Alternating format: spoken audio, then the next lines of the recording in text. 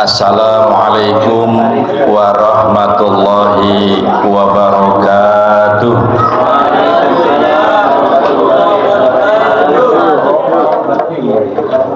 Innal hamdalillahi nahmaduhu wa nasta'inuhu wa nastaghfiruh wa na'udzu billahi min syururi anfusina wa min sayyiati a'malina may yahdihillahu fala mudhillalah wa may yudlil fala hadiyalah. Asyhadu an la ilaha illallah wahdahu la syarikalah wa asyhadu anna Muhammadan abduhu wa rasuluh. Allahumma sholli ala Muhammad wa ala ali Muhammad kama barakta ala Ibrahim wa ali Ibrahim wa barik ala Muhammad wa ali Muhammad kama barakta ala Ibrahim wa ali Ibrahim innaka Hamidum Majid. Amma ba'du. Para hadirin, wabil khusus para alim, para kiai, para ustadz, para asatid, wabil khusus Sohibul Bait, ini Ananda Eka bin Juanda yang katanya beliau adalah anak angkat saya, dan itu betul adanya karena beliau pernah membantu mengajar sistem Iqra di Musola Ibnu Sina, tepatnya di belakang klinik Ibnu Sina yang saya kelola. Para hadirin yang dirahmati Allah semuanya saja ya Bu, yang tidak bisa disebut satu persatu. Malam hari ini kita sama-sama bismillah bagjak kumayangan barokah maulid Nabi Sallallahu Alaihi Wasallam. Karena Allah Subhanahu wa taala berfirman, laqad kana lakum fi rasulillahi uswatun hasanah liman kana yarjullaha wal yaumal akhir wa dzakarallaha katsira. Ini Quran surat Al-Ahzab surat ke-33, tepatnya pada ayat 21. Ini saya bacakan artinya dulu Ibu, Bapak ya, supaya kita mengerti dan paham mengapa dan bagaimana kita perlu mengadakan acara-acara semacam ini. Karena Allah sesungguhnya telah memberikan isyarah, memberikan berita yang begitu penting. Sungguh kata Allah ya, telah ada pada diri Rasulullah itu suri tauladan atau contoh-contoh yang terbaik bagimu. Bagimu itu bagi siapa? Yaitu bagi orang-orang yang mengharap rahmat Allah dan mengharap kedatangan hari akhir, kemudian dia yakin dengan hari kiamat, dan dia adalah orang-orang yang banyak mengingat akan Allah Subhanahu wa taala. Ini jelas beritanya Bu. Jadi kalau acara maulid Nabi Muhammad Shallallahu Alaihi Wasallam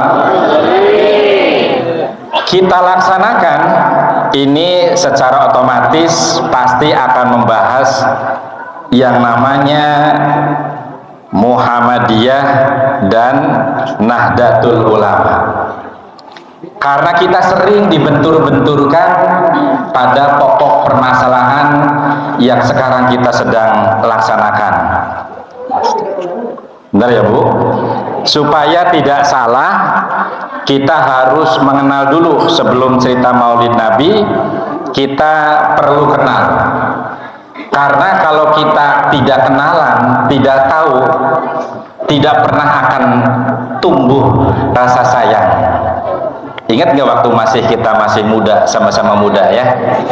Nggak ada yang namanya cinta dan sayang itu datang ujug-ujug. Pasti ayah paripaos ya, cinta itu datangnya dari mata. Wah, ada ta'aruf dulu. pacaran heula ya. Ta'arufnya Pak Guru. Nah, setelah ta'aruf ide gini itu ayat cawene bahenol nelkom montok gelis ya. Lamun cek kibalap teama ini biasanya sering dibawakan oleh kiai kita ya. Kiai Arjuna Ireng ini. Ini sering membawakan syair-syairnya kibalap ya. Jadi gadis yang cantik itu nggak mungkin akan kita sayang kalau kita tidak kenal dulu, Bu. Meskipun pipinya sehalus cek kibalap teh mah mantak di soledad kutu dijali tuma. Nah ini saya perasaan pernah mendengar ini. Beliau Pak Kiai Nur ini ya yang sering terkenal, suara beliau itu jelas sekali kalau ngisi tausiah terdengar dari rumah saya karena jaraknya tidak lebih dari 50 meter. Nah ini ya, ini saya mengutip saja ini. Cantiknya seseorang yang mantak tijalike ya di soledatuma. Nah ini nggak bakalan kita sayang kalau kita tidak kenal. Begitupun kita terkait tentang masalah maulid, pasti kita harus membahas tentang Muhammadiyah dan NU. Mudah-mudahan tahun-tahun menjelang tahun politik ini ya, dengan hadirnya keluarga besar dari partai yang dilahirkan oleh Nahdlatul Ulama yang sering kita sebut Cak Imin Tea ya, alhamdulillah ini merupakan tonggak sejarah bersatunya umat Islam ini ibu-ibu ya. Mudah-mudahan umat Islam dengan dipersatukannya oleh beliau yaitu ormas besar Muhammadiyah dan NU itu sudah tidak ada yang lagi namanya pasea gara-gara paham furu'iyah, cabang-cabang ibadah yang sebenarnya sudah sama-sama ada dasar hukumnya. Muhammadiyah memahami ada hukumnya, NU pun ada hukumnya. Nupasea berarti ngajinya belum lulus. Nah, ini nanti ngajinya lebih banyak, Pak Ustadz di sini lebih banyak. Supaya kita kenal dulu sebelum cerita tentang maulid, para ibu patayat ini perlu ditularkan. Mestinya malam hari ini saya pengen sekali berbagi cerita dengan anak-anak yatim, anak-anak kita, supaya besok menjadi generasi yang suka bersatu untuk mempertahankan ukhuwah Islamiyah. Supaya Indonesia tetap jaya dengan ukhuwah Islamiyah sebagai agama yang mayoritas ada di Indonesia. Nah ini ke depan kesempatan emas ini mudah-mudahan Allah barakahi. Mudah-mudahan umat Islam ke depan dipermudah segala cita-citanya dan segala urusannya untuk apa? Melahirkan pemimpin-pemimpin dan wakil-wakil rakyat yang membela untuk kepentingan umat Islam sebagai umat mayoritas di Indonesia. Terkait masalah politik praktis, ada yang merah, ada yang hijau, ada yang biru, ada yang hitam kuning dan sebagainya. Itu merupakan hak masing-masing setiap warga negara dan setiap muslim. Jangan sampai gara-gara berbeda pendapat, berbeda politik, berbeda organisasi, kurang teh sok diadu domba, Bu. Anu keprok saha? Anu keprok teh umat yang di luar Islam dan faham-faham komunis yang senang sekali bila umat Islam itu pasea gontok-gontokan. Nah, malam hari ini mudah-mudahan saya yang diangkat Bapak angkatnya Mas Eka, mudah-mudahan ini adalah wasiat untuk saya pribadi dan wasiat yang hadir pada malam hari ini. Ya, terkait masalah kenalan, mohon izin Pak Kiai Nur dan semua tokoh agama yang di sini. Maksud saya insya Allah bukan untuk mencari kelebihan dan kekurangan, tetapi kita harus paham betul bahwa sejatinya ini kita harus kenalan dulu, ya. Yang namanya Muhammadiyah itu pendirinya itu adalah almarhum Kiai Haji Ahmad Dahlan, atau yang baheula waktu kecil dan muda disebut Kiai Haji Muhammad Darwis. Ini biar kita kenal dulu, ya. Kemudian Muhammadiyah berdiri tanggal 18 Zulhijjah tahunnya 1330 Hijriah yang bertepatan tanggal 18 November tahunnya 1912 Miladiah, tepatnya di kota Yogyakarta. Nah, sekarang kita kenalan dengan yang namanya NU. Nah, NU itu berdiri tanggal 16 Rajab tahunnya 1344 Hijriah. Berarti lahirnya setelah Muhammadiyah, ya. Atau bertepatan dengan tanggal 31 Januari 1926 Masehi di kota Surabaya. Siapa pendirinya?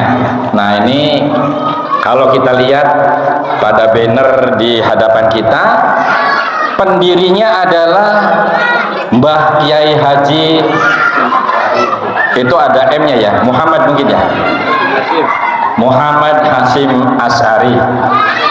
Kemudian Kiai Haji Abdul Wahab, Kiai Haji Hasbullah, dan Kiai Haji Bisri Sansuri.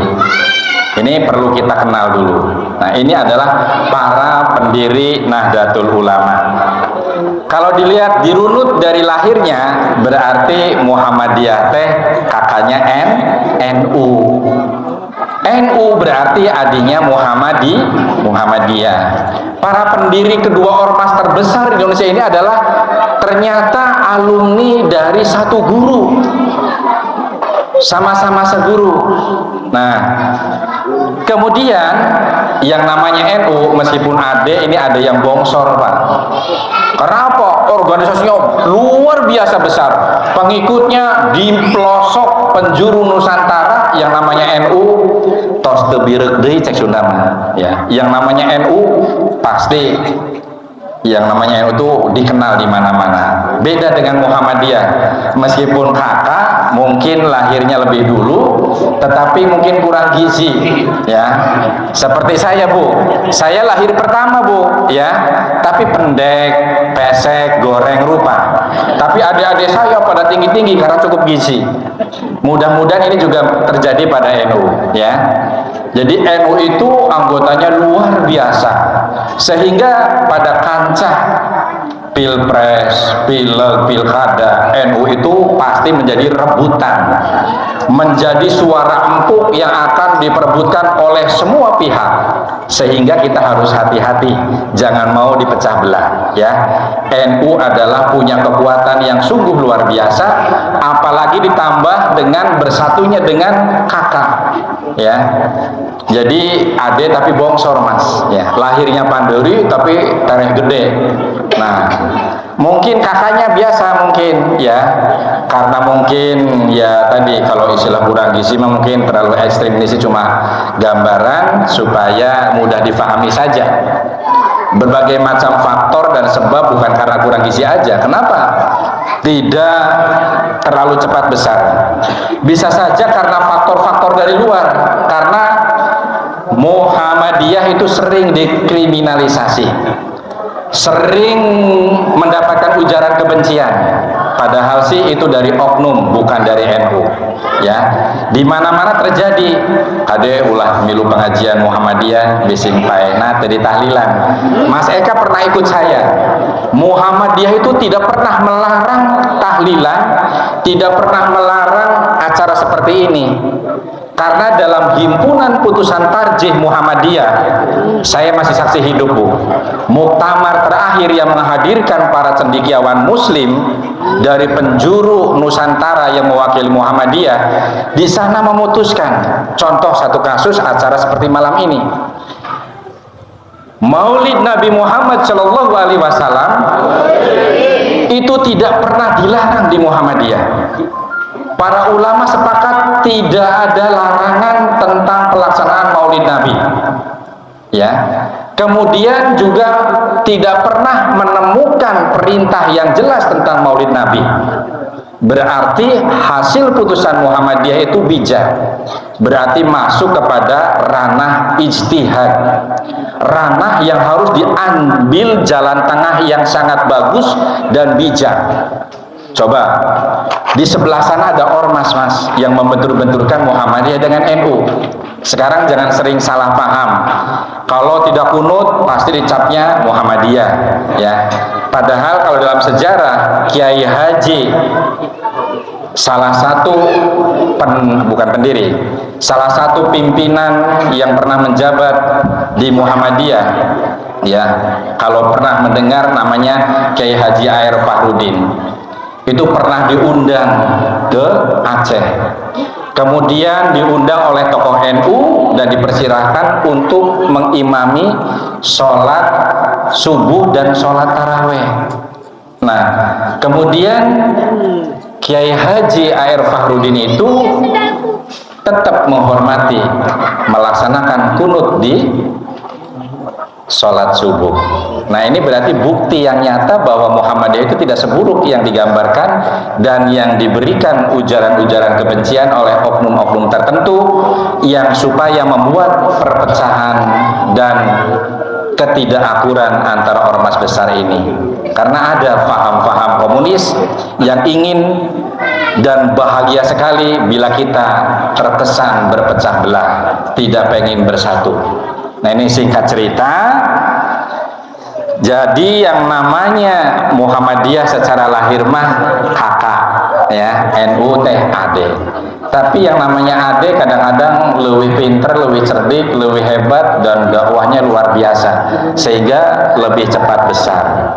Nah, cerita tentang Muhammadiyah dengan NU, kesufian, ciri khas yang terjadi di lembaga Persyarikatan Nahdlatul Ulama, kebangkitan para ulama, setelah para wali meninggal dan wafat, kemudian datanglah penjajah, ini penerusnya terkesan tidak ada kelanjutan, sehingga faham-faham ormas-ormas lain setelah Muhammadiyah dan NU berdatangan. Inilah yang kadang-kadang menjadi sesuatu ormas yang mirip-mirip dengan Muhammadiyah, kemudian mengganggu keharmonisan Muhammadiyah dan NU. Mungkin sering lihat di TV, ya, yang sering kejem dan tegas, ya. Mungkin saya tidak bisa menyebut, ya, yang sering kita sebut ini faham-faham Wahabi dan sebagainya gitu.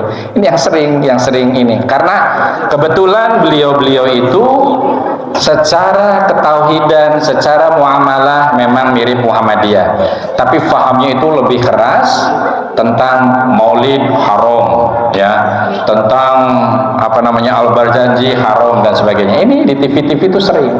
Nah, saya tidak pengen menyebut nama, tetapi itu terjadi. Mereka mirip seperti Muhammadiyah, tetapi aslinya bukan Muhammadiyah. Bahkan saya pada saat hadir menjenguk saudara saya, adik yang dipersatukan oleh almarhum Kiai Haji Samsudin Ramlan, karena putra-putra beliau suruh memanggil saya itu kakak. Saya sengaja menyempatkan diri kepada beliau, Kiai Haji Muhdi Samsudin Ramlan. Nah, belum disubuhi wedang itu sudah di ini. Ari Muhammadiyah sebenarnya paham Wahabi lain gitu kan. Itu ditanya begitu.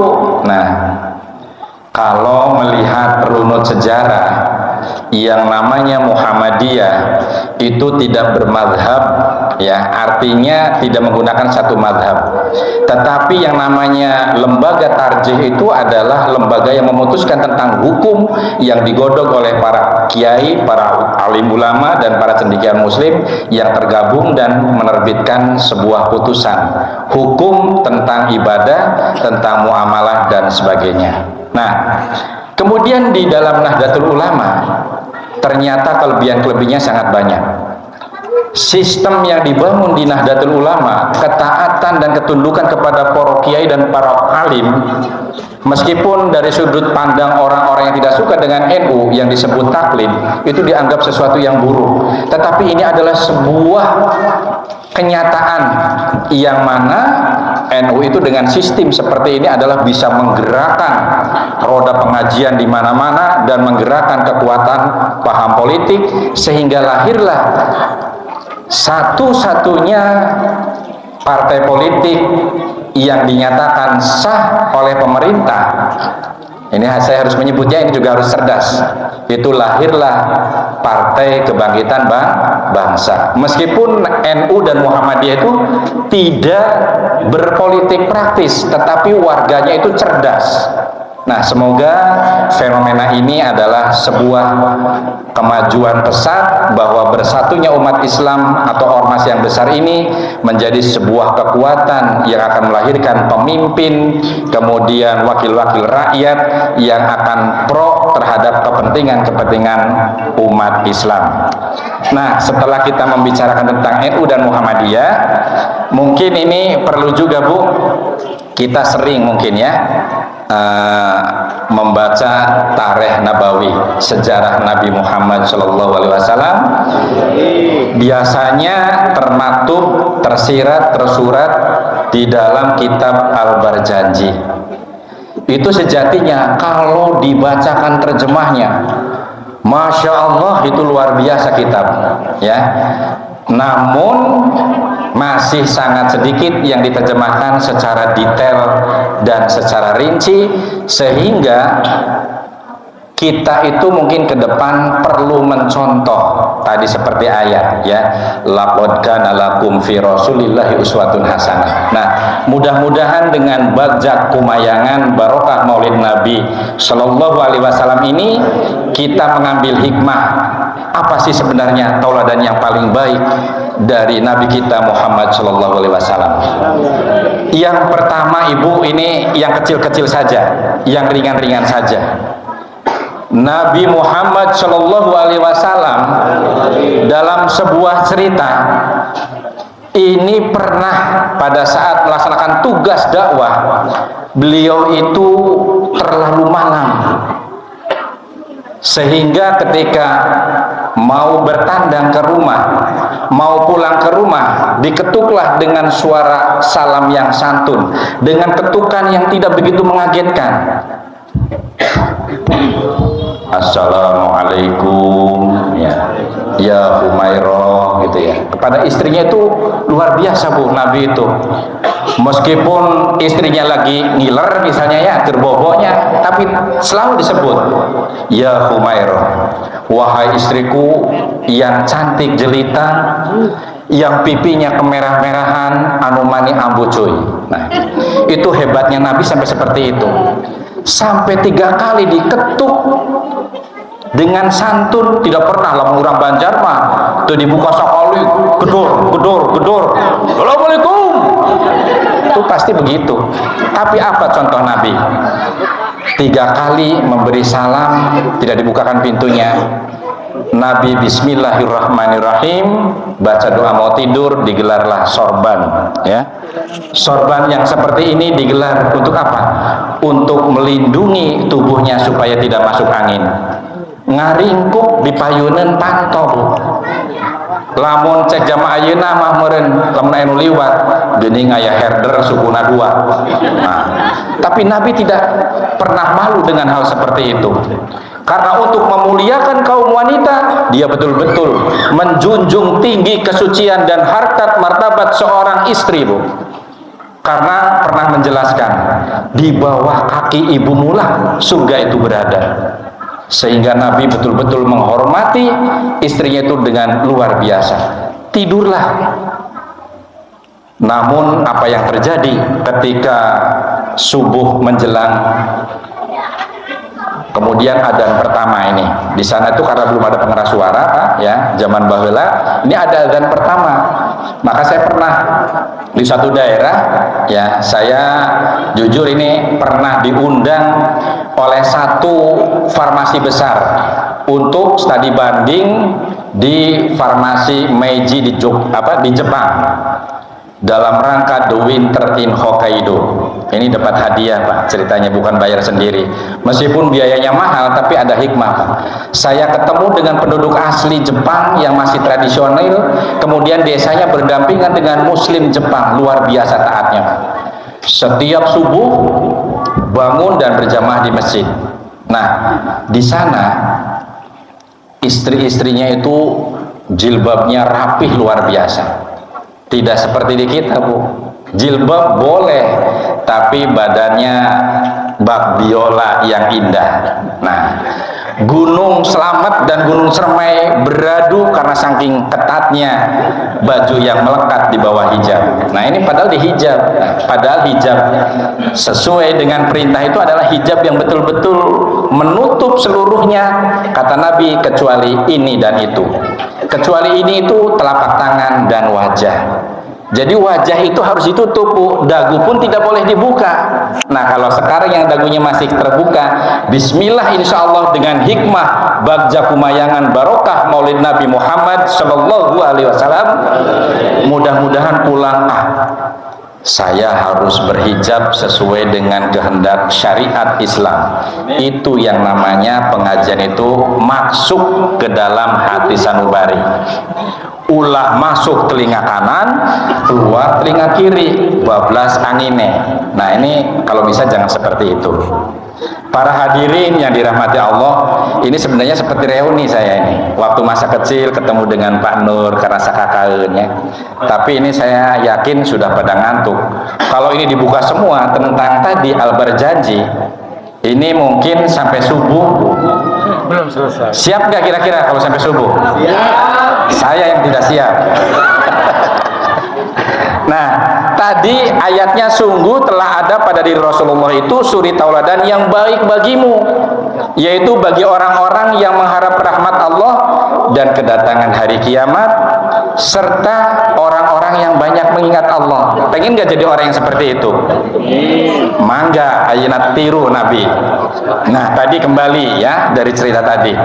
Begitu adzan pertama Allahu Akbar, Allahu Akbar. Nah, kemudian Siti Aisyah itu adalah wanita solihah yang paling lama mendampingi hidupnya Kanjeng Nabi Muhammad Shallallahu Alaihi Wasallam. Kemudian dengan biasa, ini kebiasaan ibu Aisyah itu membuka pintu. Itu ajaran, Bu, supaya pertukaran gas oksigen dan oksigen ke rumah itu sehat. Dibuka jendelanya, ulah di kawas diurang, jendela dibukana tepung mulut peda ayam mulut dan dibuka jendela. Nah, kita ini perlu ini ilmu kesehatan dan ilmu konservasi alam. Ini adalah ajaran Islam yang luar biasa. Kalau saya kupas tadi yang sholat Jumat di mana, di Longkrang, mungkin saya tadi menyampaikan tentang konservasi alam. Alam yang begitu panas seperti ini ternyata akibat ulah tangan manusia. Zaharul fasadu fil bari wal bahr bima kasabat aidinas. Jadi telah rusaknya tatanan di daratan dan di lautan ternyata akibat ulah tangan manusia. Bukan laknat Allah, bukan siksa Allah, tetapi akibat tangan manusia. Nah, ini kembali kaget, Bu. Siti Aisyah itu melihat Nabi ngaringkuk seperti yang kelelahan. Kemudian dirangkulah, kemudian dipeluk dan dicium. Ya Nabi, ya Rasulullah, minta maaf sejadi-jadinya dan menangis dengan sungguh penuh dengan penyesalan, seperti yang berdosa, begitu sangat berdosa kepada Kanjeng Nabi sampai tidak mendengar ketukan dan salamnya. Kemudian apa yang diperbuat oleh Nabi? Ya Humairah, tidak apa-apa, aku yang bersalah, aku yang datang terlambat. Akibat keterlambatan aku, engkau sampai menunggu jam tidurmu terganggu karena menghadiri atau karena mengharap kehadiran aku, kata Nabi. Ini baru satu ya, Bu ya. Nah, kemudian yang kedua, pernah dalam sebuah tarikh nabawiyah. Sejarah ini dikuatkan oleh keterangan-keterangan hadis bahwa pernah Siti Aisyah itu diperintah dan dimintai tolong dengan perintah yang sangat sejuk ke kawas orang Banjar ya. Ari marentah, Bu, teu nyaho kami tas ngelih, kami tas gawe, pak nyieunkeun mi atuh. Eueuh nanaon dina meja. Tapi Nabi tidak pernah begitu. Ya Humairah, kalau antum, kalau anda, kalau kamu ya bisa merasakan betapa lelahnya aku berjuang untuk menegakkan Islam. Kemudian aku di sana tidak pernah sempat untuk meneguk air dan memakan sedikit makanan. bolehlah engkau buatkan aku makanan. Nah, gambaran ayeuna mah supaya gampang ya. Minta dibikinkan mie, Bu. Nah, maklum orang habis tidur pules ya, badai nyandak gula buat nyorok supaya rada amis saeutik, nyandakna uyah. Padahal geus dibere uyah sakali tadi, Bu. Pasien di uyah belebek ya. Setelah jadi dengan pedenya, ya Nabi, ya pujaanku, ya sayangku gitu ya, disuguhkanlah makanan tersebut. Nah, kemudian Siti Aisyah itu kalau makan itu tidak pernah meninggalkan Nabi, ditungguin. Kira-kira orang dia nungguan tuh. Wah, nah eta. Nah ini hikmah bagja kumayangan barokah Maulid Nabi. Hayu atuh kita supaya besok dengan hikmah maulid ini bisa sama-sama masuk ke janahnya Allah yang penuh dengan kenikmatan, tungturkeun lakonan pituduh ya, kemudian anjuran-anjuran, serta kita berusaha menjauhi larangan-larangan yang pernah diperintahkan oleh Nabi. Nah, ini hikmah dari Maulid Nabi harus seperti itu. Begitu dicicipi Ibu, apa yang dirasa oleh Nabi? Asinnya luar biasa. Cek orang Banjar mah asin lekek. Nah, tapi apa yang tersungging dari bibir Nabi? Nabi senyum ya. Terima kasih wahai sayangku ya Humairah, yang pipinya kemerahan, anu lambeina aduh mani ambu cuy, yang pipinya mantak di soledat kutu tijali ketuma. Itu Nabi, Bu, dikasih makan yang asin lekek masih seperti itu. Ditiru nggak kira-kira oleh bapak-bapak kita? Nah, mari kita tiru ya. Apa yang diperbuat? Kemudian Nabi senyum ya. Senyumnya betul-betul bukan senyum ada dusta di antara kita, bukan, Bu ya. Tapi senyum yang ikhlas. Karena apa? Dilandasi, ya Allah Gusti, karunia ujuri istri saya masih ngantuk, disuruh bikin mie, pasti dia kelelahan, akhirnya jadi asin lekek. Untuk menutupi supaya jangan sampai ketahuan, berusaha Nabi membawa mie itu jauh-jauh dari Siti Aisyah, dimakan dengan lahapnya. Tetapi Siti Aisyah itu orang cerdas, Bu, orang yang bijak, orang yang sayangnya tina ubun-ubun sampai ke ujung kaki kepada Kanjeng Nabi. Jadi bukan abang sayang bila ada uang, tapi abang tendang bila tidak punya gendang. Bukan itu ya. Lain cul dog leungit igel, nah bukan, Bu. Tetapi betul-betul dia itu ikhlas lahir batin mencintai Kanjeng Nabi. Sehingga Siti Aisyah tuh tahu ini ada yang disembunyikan tuh. Senyumnya tuh ada senyum yang berbeda. Nah, akhirnya bagaimana caranya ya? Kemudian dengan akal Siti Aisyah sehingga Rasul itu disuruh ya untuk mengambilkan sesuatu. Lagi menikmati makanan yang asin lekek, disuruh oleh istrinya, masih berangkat, Bu, Nabi. Nah, ketika Nabi bertandang pergi meninggalkan makanan, dicicipilah oleh Siti Aisyah. Subhanallah, ya Allah Gusti, ieu teh abdi mani doraka teuing. Lamun cek urang Banjar mah langsung diburunya Kanjeng Nabi, kemudian gebruk. Nabi kaget, ada apa ya Humairah? Tetap aja santun, mesra. Meskipun orang-orang sini ya biasanya kalau habis masak makena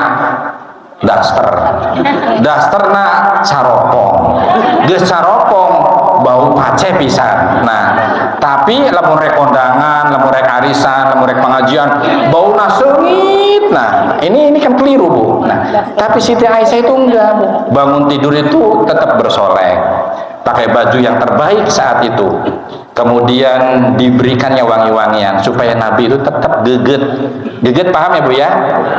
Geget itu artinya sayang, cinta yang tulus, itu namanya geget. Geget mani duriat, nah betul-betul dijaga. Namun cek Sunda pada orang teh, orang Banjar kan Tatar Sunda. Nah, setelah merangkul itu, kemudian ya Nabi, ya Rasulullah, engkau adalah manusia betul-betul pilihan Allah. sehingga aku bersalah dan berdosa pun engkau menyembunyikannya dengan tulus ikhlas. Ada apa ya Siti Aisyah, ya istriku yang cantik? Masih bebo, tidak pernah menunjukkan jengkel. Ini bukan mie, tapi ini adalah asinan ya. Lamun cek kurang Banjar mah mie masih panas-panas, meskipun masih panas saking laparnya Nabi langsung bismillahirrahmanirrahim langsung dimakan untuk menyenangkan istrinya. Lamun kurang Banjar mah ieu mah lain mie tapi nanas kubanding panas gitu. Geus nanas asin pisan gitu. Kemudian saling bermaafan, saling berpelukan, dan saling mengikhlaskan kesalahan satu dengan yang lain. Nah, inilah contoh-contoh terbaik. Nah, akhirnya menutup dari kebaikan-kebaikan ini, ya mungkin saya perlu membacakan. Ini saya membaca tadi oleh-oleh yang saya sampaikan untuk pengajian di tempat yang lain. Punten Bu, lamun abi suara narada serak-serak bacin karena saya dari malam itu ngisi pengajian.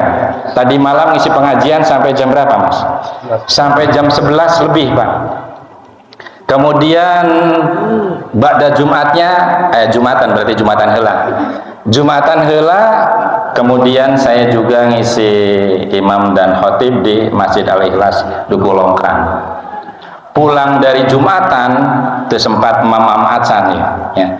Saya tadi laporan Mas Irwan, ini saya tadi minum, ini kan pengelola kantin di klinik.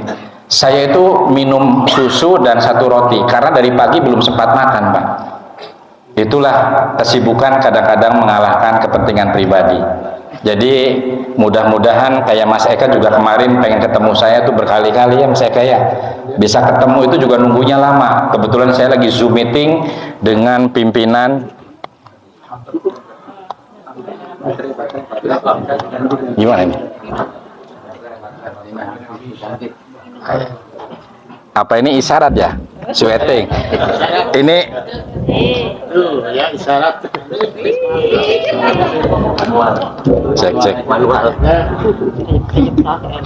Aduh ya, ini punten, jujur saja ini saya hadir di sini itu bersemangat pangrasa asa kapanggih sadulur lawas 300 tahun belum pernah ketemu. Ini cek jama orang lamis maki ya Bu. 300 tahun kakara panggih, jadi kangen dan geget. Mudah-mudahan ini suasana seperti ini, meskipun saya di tokoh Muhammadiyah di sini hadir pada tokoh-tokoh Nahdlatul Ulama, ini bukan menjadikan sebuah perbedaan yang sangat menakutkan, tetapi justru silih asah, silih asih, silih asuhan antara kakak dan adik. Pasti setiap orang itu punya kelebihan dan punya kekurangan. Nah, untuk mungkin ya Bu ya, oleh-oleh saya ini sedikit ada rangkuman sejarah Nabi Muhammad SAW. Saya yakin insya Allah di jamaah Nahdlatul Ulama itu lebih hafal ketimbang di jamaah Muhammadiyah, sehingga saya sering membacakan beberapa saduran atau ringkasan tentang kitab Al-Barjanji. Nah, ini pada poin pertama, ini saya mungkin membacakan saja supaya tidak keliru ya. Tapi ini sebenarnya belum lengkap karena tidak disertakan fase deklarasi Madinah atau yang kita sebut dengan fase hijrahnya Nabi dari Mekah ke Madinah, karena waktunya mungkin tidak cukup Bu. Ya, Ibu siap sampai subuh, tapi saya nggak siap Bu. Nanti kapan-kapan. Mudah-mudahan pengajian ini membuat tidak puas. Kalau puas berarti Inggris, berarti tutup lawang si Gotama, ceki dalang teama, krok. Nah, layarnya ditutup udah ya. Tapi mudah-mudahan ada episode pada acara-acara yang lain. Nah, ini supaya cepat Bu, fase pertama kita harus tahu siapa Rasulullah Muhammad SAW bersama, supaya kita lebih cinta kepada beliau Nabi Muhammad dalam situasi bagja kumayangan barokah maulid. Sejatinya Nabi Muhammad itu adalah nama lengkapnya Muhammad bin Abdullah. Apa Ibu ya? Berarti Muhammad, bapaknya Abdullah. Kemudian bin Abdul Muthalib. Berarti bapaknya Nabi Muhammad yang namanya Abdullah itu bapaknya Abdul Muthalib, supaya paham. Nah, kita sering terjebak kepada panggilan-panggilan yang buruk, tidak mengacu kepada contoh Nabi. Ya, saya misalnya ada nama Toha di Banjarharjo, kan Toha pasaran ya. Nah, misalnya karena saya Tohanya peseknya, nah, itu Pak Toha pesek. Nah, nu hareupeun BRI gitu ya. Nah, kemudian ada Toha yang pernah misalnya, ini jadinya saru sebenarnya, tapi buat contoh nggak apa-apa ya. Toha yang misalnya ada cacat misalnya di telinga, ya. Toha siapa? Toha pitet. Nah ini hal-hal seperti ini kelihatannya sepele Bu, tapi ini tidak diajarkan oleh Kanjeng Nabi. Ajarkanlah dan berilah nama anak-anak kita dengan nama-nama yang terbaik. Syukur menjadikan doa untuk anak-anak kita, ya.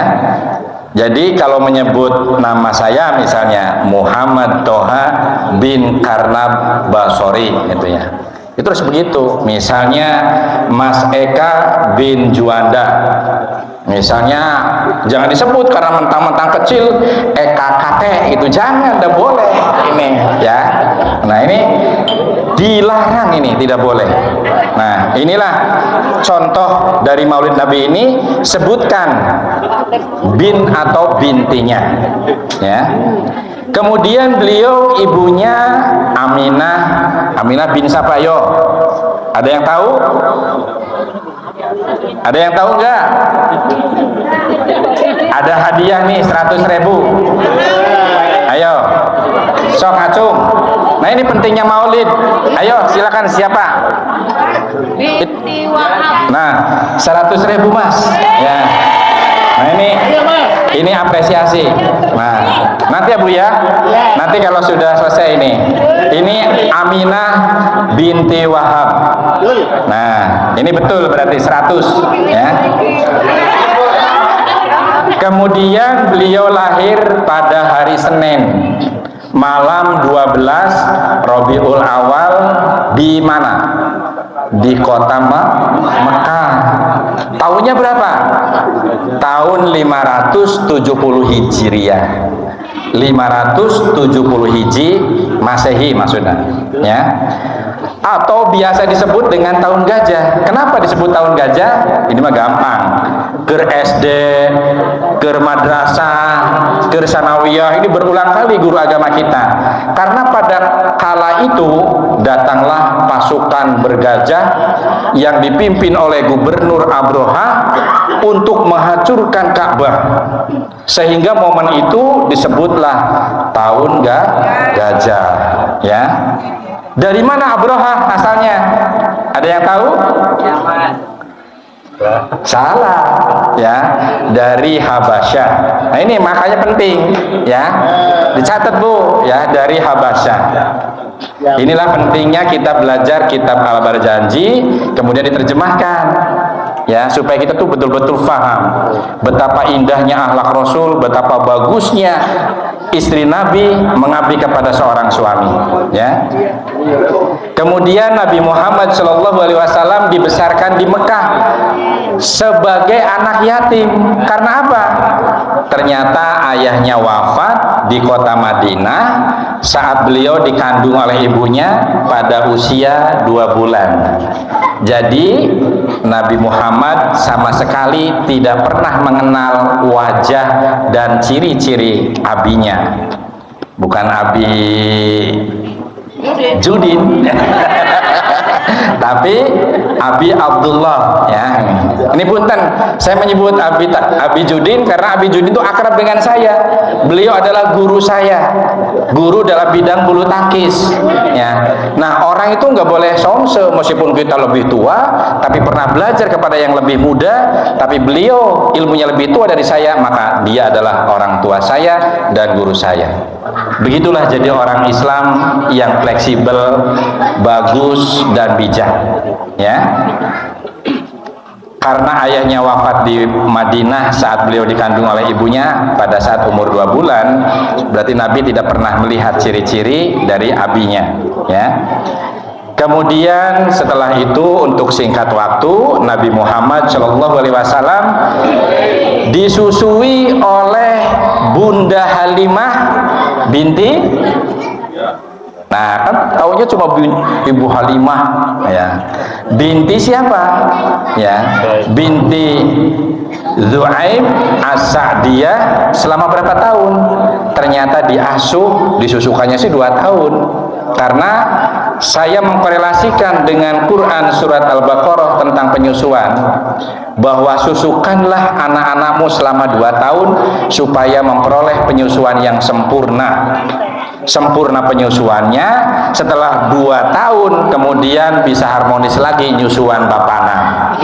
Itu, ya, gentenan maksudnya. Artinya bukan nyusuan dalam tanda kutip nyusu beneran, Bu. Ngurusan yang tadinya ngurusan anak 2 tahun kan ribet. Setelah 2 tahun kemudian kembali ngurusi bapak dengan sepenuh hati, ya. Oke.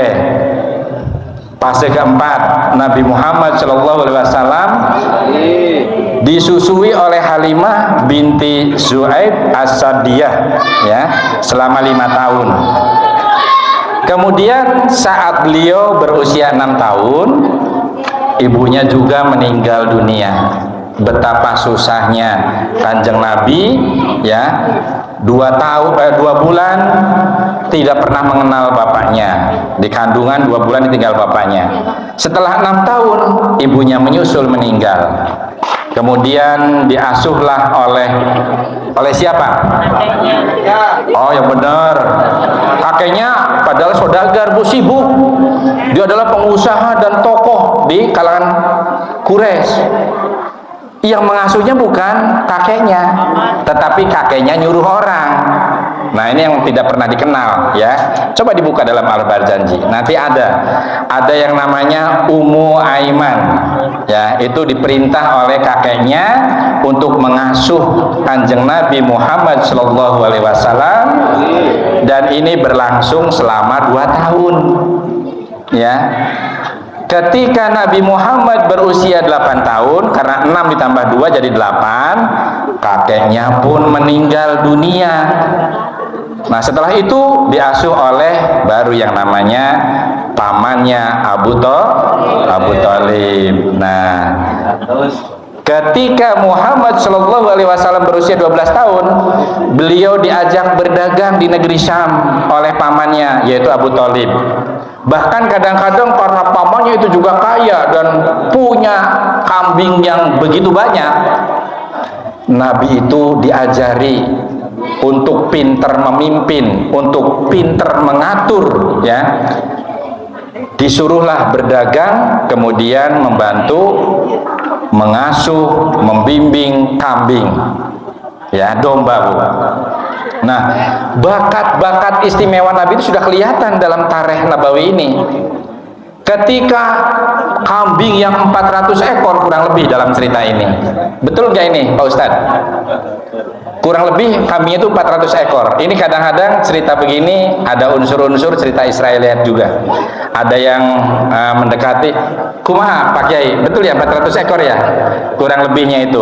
Nah, bayangkan Nabi pernah diberi tugas mengasuh, lamun cek orang Sunda mah angon, kambing 400 ekor, ya. Tapi Nabi itu betul-betul rajin sekali, dan Nabi itu paling pinter melihat kambing yang tidak pernah kebagian makanan, dan mampu mengidentifikasi kambing yang meler, kambing yang batuk, kambing yang serak. Maka diambillah kambing-kambing yang seperti itu, dipisahkan dari kambing-kambing yang sehat. Nah, sehingga kejadian ini diteliti oleh pamannya. Waduh, ini anak memang luar biasa ini. Dari kecil itu memang sudah prihatin, Bu. Setelah mengambil kambing-kambing yang pada sakit, maka kambing-kambing tersebut diberi pengkhususan cara perawatannya. Dibasuh bangusnya pakai air hangat, lamun meler, lamun pilek dibersihkan, ambil rumput yang paling hijau, ambil makanan yang paling enak, kemudian dibahemkeun Bu, dilolokeun, dihuapkeun. Kenapa ini ibu-ibu? Bilangnya merah. Oh ya, ya. Bilih ayah salah-salah omong, salah-salah carios. Ini maklum Bu. Saya jujur mungkin lelahnya luar biasa. Tapi yang membuat saya semangat berbicara di sini ini seperti reuni. Orang Banjarharjo tapi jarang ketemu seperti ini. Karena saya jujur Bu, bukan berarti menjauhkan diri. Ternyata begitu saya diangkat menjadi pengurus di Brebes, dan ini adalah periode yang kelima, terpilih lagi menjadi pimpinan dan unsur pelaksana organisasi Muhammadiyah. Sehingga tugas saya pasca muktamar itu jalan-jalan kayak bupati ke setiap kecamatan, dari mulai muswil, muscab, musran, pengukuhan, ceramah pengajian ibu-ibu Aisyah, samalah seperti kayak Pak Ustadz di sini. Maka saya pernah pada tahun kemarin tahun kemarin pernah diundang Mas Eka tapi gagal datang. Saya diundang jam 9, ternyata jam 12 masih di Bumi Ayu. Saya minta maaf sekali sama Mas Eka, tapi alhamdulillah pada tahun ini kita dari Cirebon langsung. Selesai acara di Cirebon langsung ke sini dan alhamdulillah kebagian. Jadi mohon maaf kalau terlalu lama, ini hitung-hitung reuni ya. Dan nanti saya kalau misalnya terlalu lama, saya akan minta maaf yang tulus dan saya akan beristighfar telah berdosa dengan orang sebanyak ini ya. Ini saya sebelumnya saya sampaikan karena ini jujur Bu, hati yang kangen, hati yang geget, hati yang penuh dengan cinta hadir pada acara ini. Apalagi ini dengan sebelah teman sekolah, teman main, ini ternyata sekarang sudah sama-sama tuanya Bu ya. Baheula mah ieu posokol ya, waduh awakna teh kawas binaragawan, sedangkan saya zaman baheula awakna teh garing kawas pipirik pepetek nu aya di pasar wage. Nah, jadi nggak pernah gemuk seperti ini. Nah, gemuk di sini itu akibat sering ceramah, dikasih makan yang enak-enak terus Bu. Nah ini susunya cocok kan ya. Nah, ini pada usia 8 tahun kakeknya meninggal. Lanjut ya. Nah, setelah meninggal kakeknya kemudian diasuh oleh pamannya Abu Thalib. Pada saat itu usianya 12 tahun ya, dan pernah dibawa berdagang, diajaran bagaimana jujurnya berdagang. Jujurnya pun luar biasa. Beda dengan orang-orang Banjar Bu ya. Lamun dagang panci petot ya, copong, Nabi mah nyarios. Bu, ini panci harga aslinya tuh 5.000. Tapi berhubung petot, jadi ini dikurangi harganya 3.500. Tapi nanti ini bisa diperbaiki. Yang penting ibu nanti pulang petotnya bisa sembuh. Nah, kemudian Nabi ada yang bocor pun sama disampaikan. Bu, ini bocor saeutik, sagede buuk, tapi ada bocor sagede buuk, ada bocornya Bu. Harganya berbeda. Ini Nabi sampai menceritakan, sampai detailing ya tentang kejujuran ini dicontohkan. Ini sudah terjadi pada saat Nabi sedang beranjak tumbuh dan berkembang pada usia 12 tahun. Angon pun begitu, belas kasihannya luar biasa ya. Maka kalau ada orang yang senang sato tetapi tidak sayang seperti Nabi, berarti kita juga tidak mencontoh kepada Nabi. Buka kambing, pedah, dedek nyatuan, digebukan, dicepretan itu. Tidak begitu ya. Kalau dipencit, kalau dimanfaatkan dengan bismillah ya Allahu Akbar, insya Allah kambing itu berdoa ya, subhanallah, alhamdulillah, aku bermanfaat untuk manusia. Kalau kambing bisa ngomong, kata Dul Sumbang Team Kemudian pada tahun ke-15 beliau pernah ikut. Nah ini Abu Thalib itu ternyata paman itu luar biasa. diajari berdagang, diajari sayang dengan binatang, dan bukan berarti di situ. Nabi pernah diajak bertempur karena laki-laki itu harus berani, Bu. Kuduanian, beda sareng kaum wanita. Ya, terjadilah peperangan Fijar yang terjadi di suatu tempat antara Nahlah dan Taif. Nah, ketika beliau berusia 25 tahun, kemudian beliau kembali melakukan perjalanan ke Syam dengan membawa barang dagangan milik siapa kira-kira? Milik Khadijah binti Khuwailid. Nah, ini Bu, cikal bakal tresno jalaran saka kulino. Awalnya Nabi disuruh bawa dagangan, disuruh berdagang, saking jujurnya, saking ramahnya, saking baiknya. Kemudian jatuh cintronglah Siti Khadijah kepada kanjeng Nabi. Nah, pada saat itu Bu, pada saat proses lagi ada cintrong-cintrongan, nah kemudian bertemulah dengan rahib. Rahib itu adalah tokoh agama dari kalangan Nasrani. Siapa namanya? Ada yang ingat enggak? Ayo. Tadi 100 sah tadi yang tadi ngacung. Nanti jangan sampai lupa Mas Irwan. Siapa ini? Rahibnya namanya siapa? Coba. Nah, ini bukan, kalau Bu Hairo itu yang pada saat ini bukan Pak, yang pada saat perdagangan di Syam. Ada, ya. Namanya Nastur. Nah, ini dalam kitab. Dan dia pun memahami adanya keistimewaan pada diri Rasulullah. Konon dalam sebuah cerita, keistimewaan kenabian itu ada yang mengatakan cahaya yang ada di pundaknya. Ada juga yang ditanda di ketiaknya. Nah, setelah pulang dari negeri Syam, beliau kemudian setelah jatuh cintrong menikahlah dengan Khadijah binti Khuwailid, yaitu 2 bulan sesudah kedatangannya dari negeri Syam. Saat itu Bunda Khadijah berusia 40 tahun.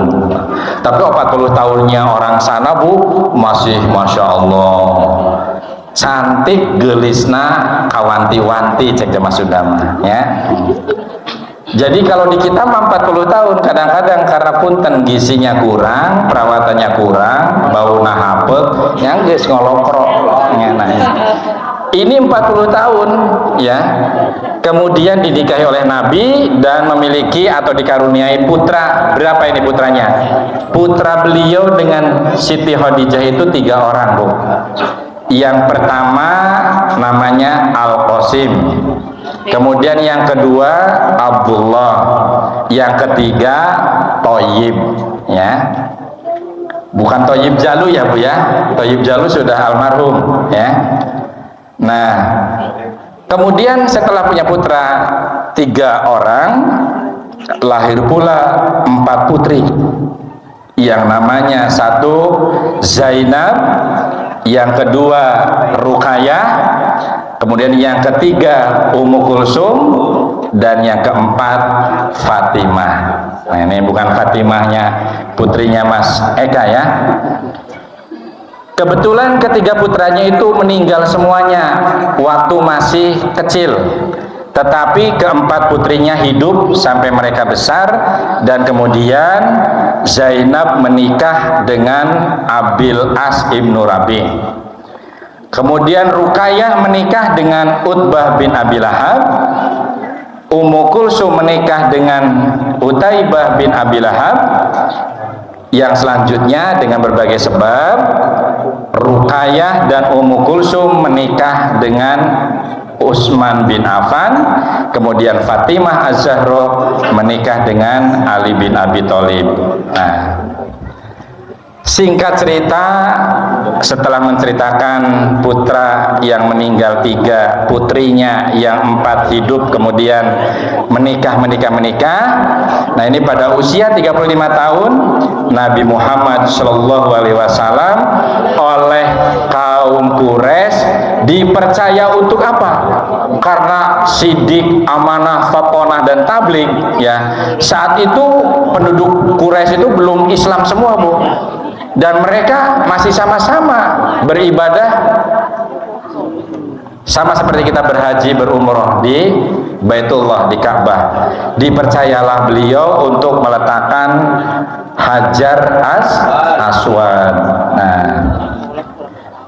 untuk singkat cerita, pada usia 40 tahun beliau kemudian diperintah oleh Allah untuk berhalwat atau menyendiri di Gua Hiro. Pada saat itu beliaulah pertama kali yang menerima wahyu. Nah, cek Mas Jamil tadi ngaharewos ya. Padahal yang menerima wahyu malah yang paling dekat dengan saya. Siapa? Pak Toha, saya menang wahyu. Waduh, itu mah bukan wahyu, itu mah wahyu. Nah, bukan itu ya. Nah, maksudnya wahyu dari Allah yang pertama itu diturunkan oleh malaikat Jibril, yaitu Quran surat Al-Alaq ayat 1 sampai dengan ayat 5 ya. Yang pertama, Iqra bismi rabbikal ladzi khalaq ya. Bacalah dengan menyebut nama Tuhanmu yang menciptakan. Kemudian yang keduanya, khalaqal insana min 'alaq ya. Dia telah menciptakan manusia dari segumpal darah. Ini memberikan pengetahuan kepada kita.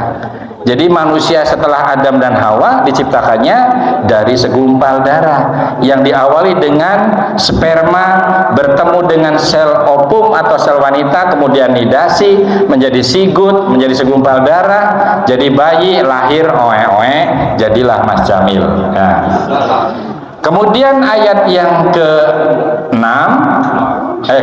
punten, ayat surat 96 ayat ketiga, Iqra wa rabbukal akram.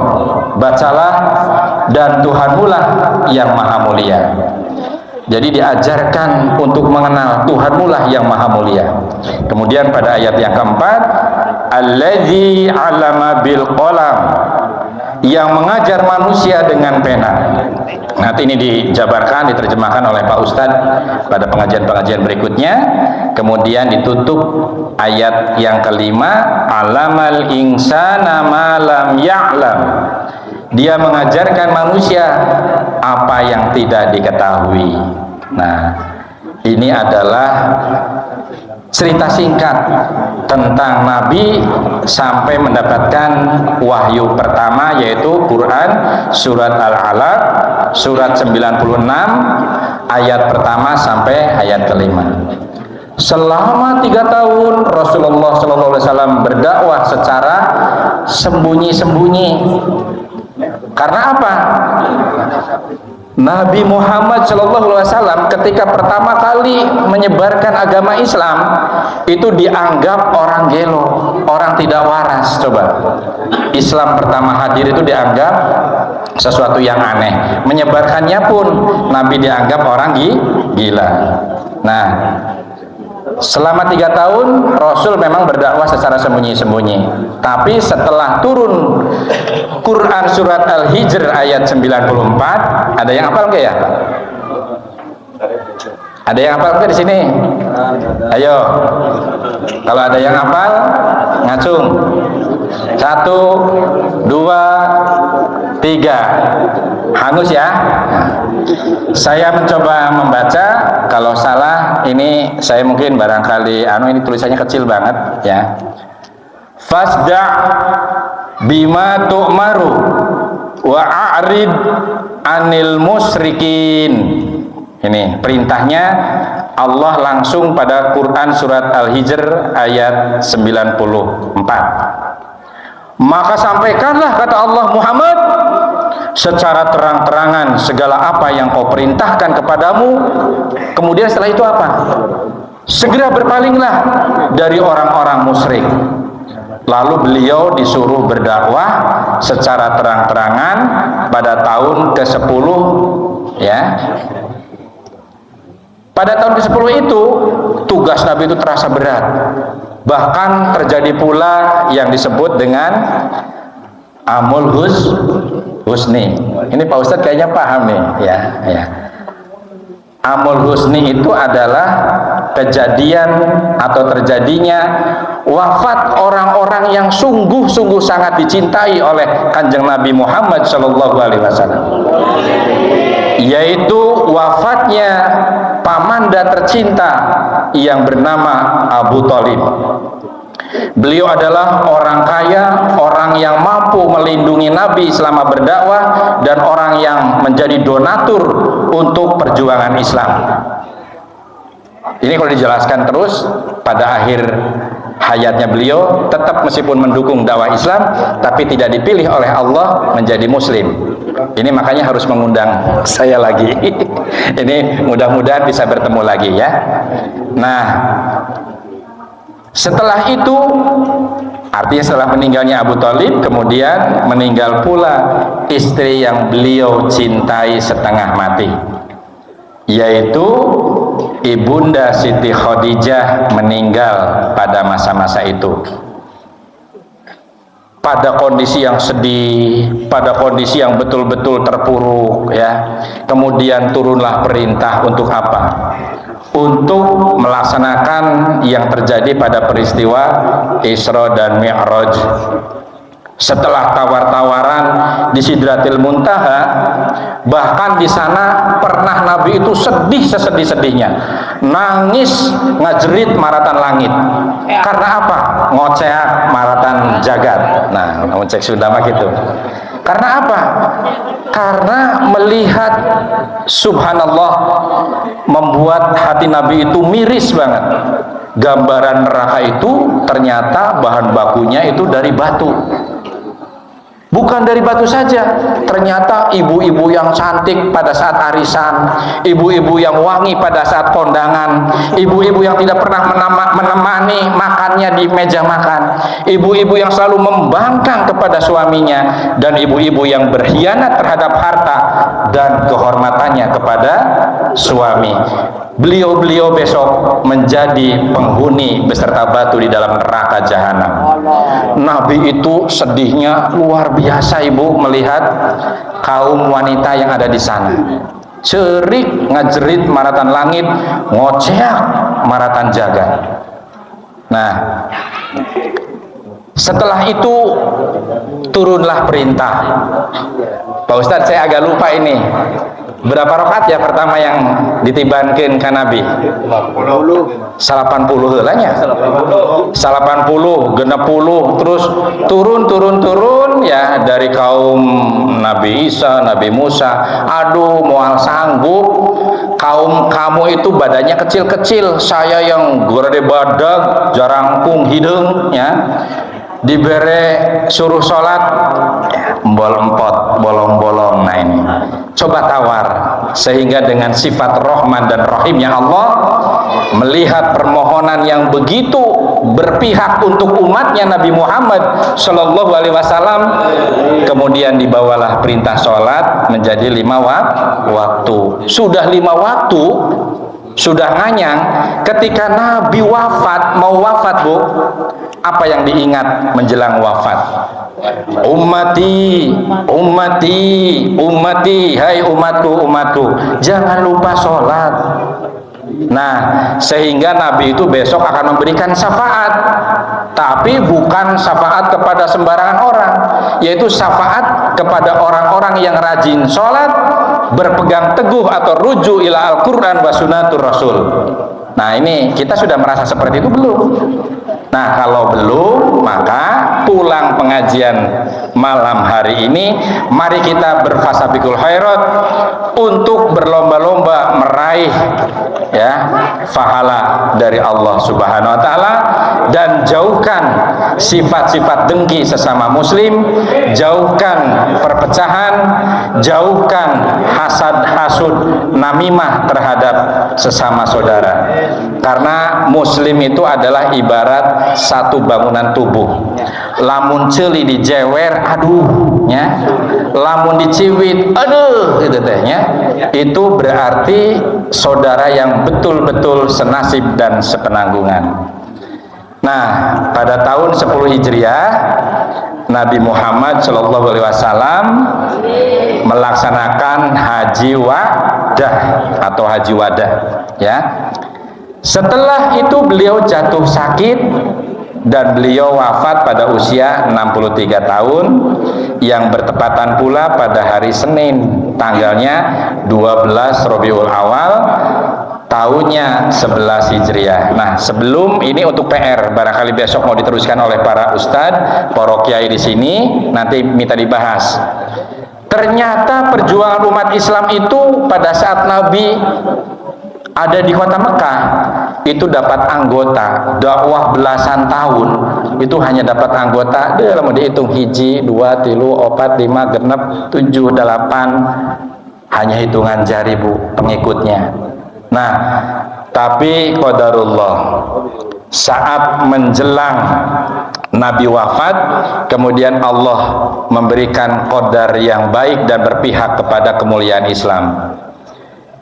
Datanglah yang namanya Umar bin Khattab, orang yang bengis sebelum masuk Islam, tukang bobok, tukang tarok, tukang nyokotan nyawa batur, tukang mukaan androk, zina, membunuh, homer dan sebagainya, semua dilakonan ya. Lamun cek orang Jawa mah molimo dipigaweku sahabat Umar. Namun dalam sebuah tareh pada saat beliau mau pulang ke rumah, ternyata ada ponakannya yang membacakan Quran surat Toha. Ngarempeyak, orang yang begitu kumisna baplang, gede jangkung, gede badak, tukang bobok, tukang tarok, tukang nyingkapkeun andro gitu ya. Tapi ngaleketai leles siga dipukul bayu mendengar untayan bacaan Quran surat Toha.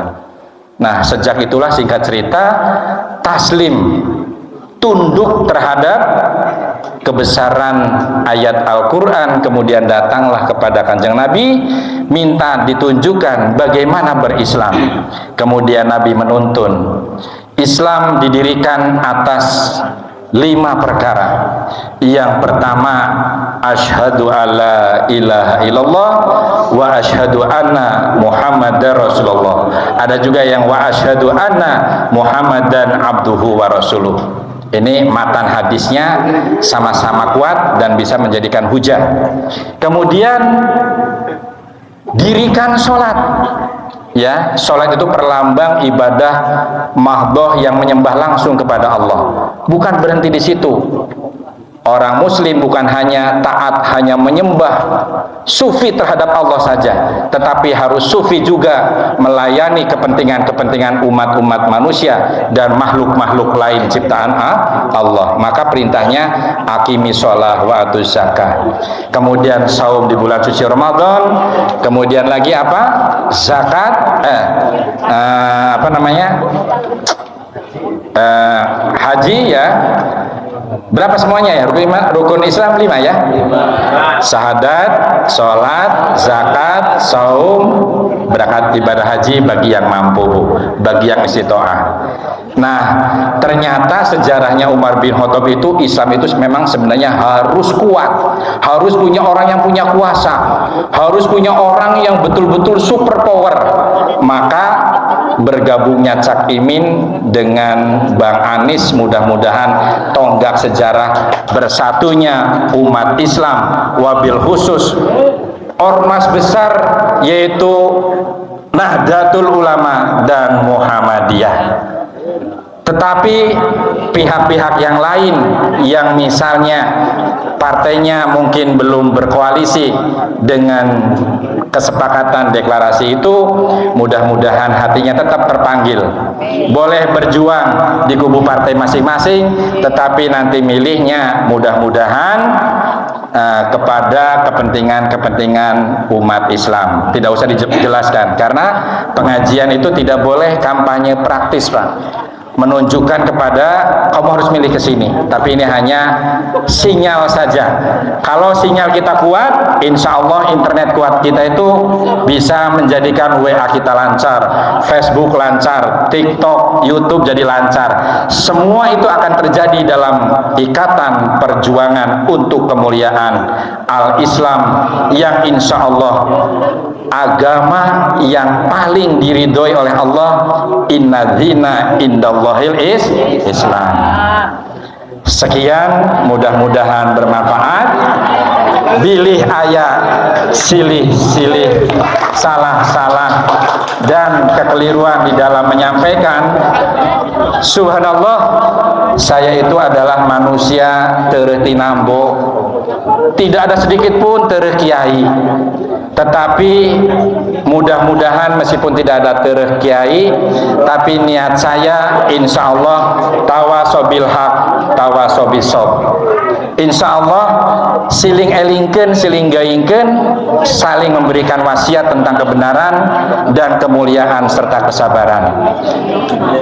Terima kasih atas segala perhatian dan mohon maaf atas segala kekurangan. Sekali lagi, bila ada kesalahan pasti datangnya dari saya pribadi yang banyak kekurangan, tapi bilih ada kebetulan, kebenaran dan kemuliaan di dalam penyampaian ini. Mudah-mudahan ini adalah hikmah barokah dari Maulud Nabi Muhammad SAW untuk persatuan dan kesatuan umat Islam dan untuk kejayaan Islam itu sendiri. Akhirnya saya tutup dengan nasrun minallah wa fatun qarib. Assalamualaikum warahmatullahi wabarakatuh.